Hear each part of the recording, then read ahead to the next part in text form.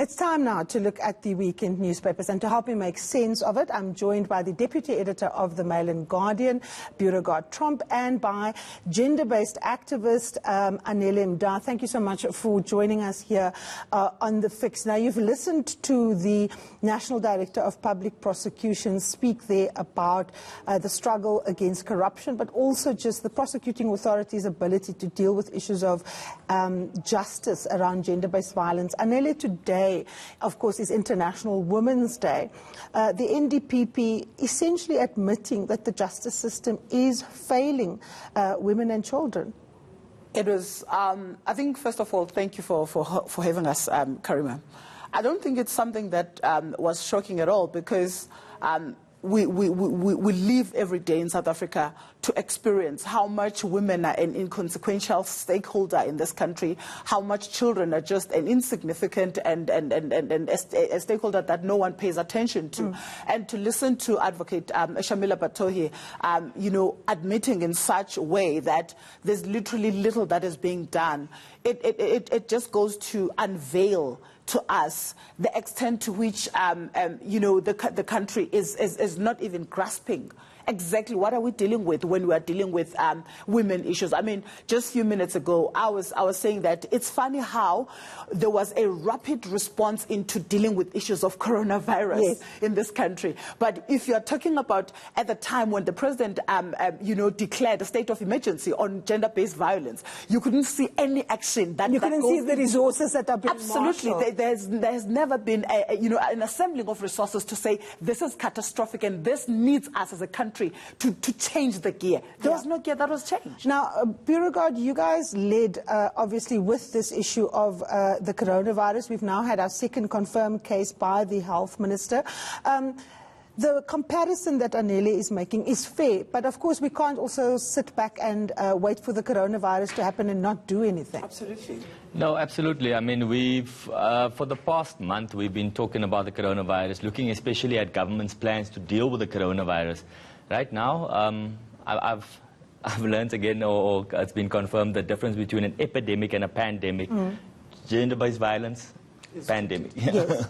So with the coronavirus, I mean, what we've spoken about is what is the quarantine area, what is the plan, what are the hospitals which have been identified to help deal with cases. There seems to be a disconnect. Even though government says we will give you information as we are able to confirm it, we find that, government that they seem to be in this, they're locked into this idea of communication through little drips. Whereas we need a lot more information, because in the absence of that information, we will have misinformation. And so, of course, it falls to us as the media to try and assist, because we try to actually inform people responsibly about what exactly is happening, so that they can actually make informed decisions. Absolutely.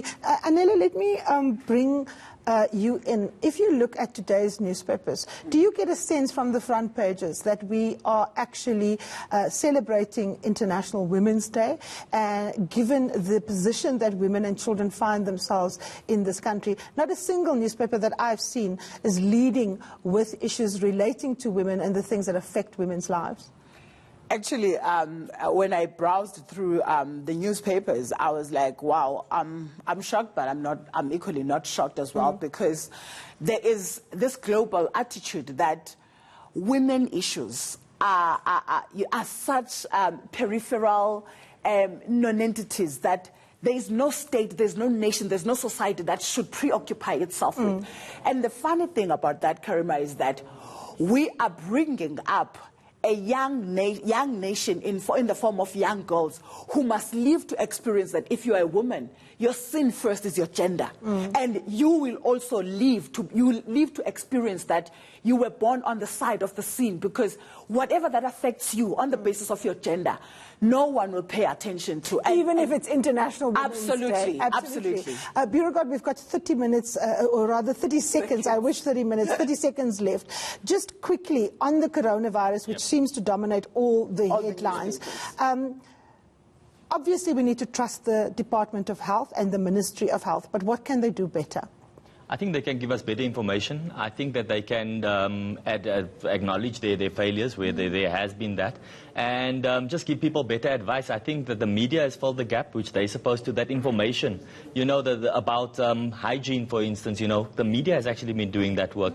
I think there needs to be better communication between various departments, because there is obviously a disconnect between health, defense, nurses we're hearing in hospitals. Absolutely. Guys, we've run out of time. My apologies. Thank you so very much, Beauregard, Anele. You have had your fix this week. See you again next Sunday. Thank you for watching.